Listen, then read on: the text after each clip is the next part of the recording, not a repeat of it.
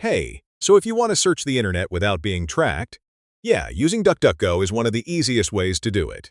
It blocks trackers, doesn't store your search history, and keeps things simple.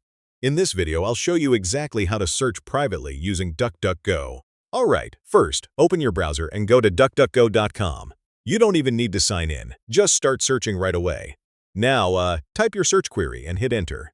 DuckDuckGo doesn't track what you search or build a personal profile around you. To increase privacy, click the menu icon and go to Settings. Turn on Strict Safe Search and make sure privacy-related options are enabled.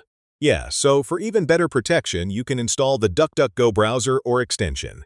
It blocks hidden trackers and forces encrypted connections.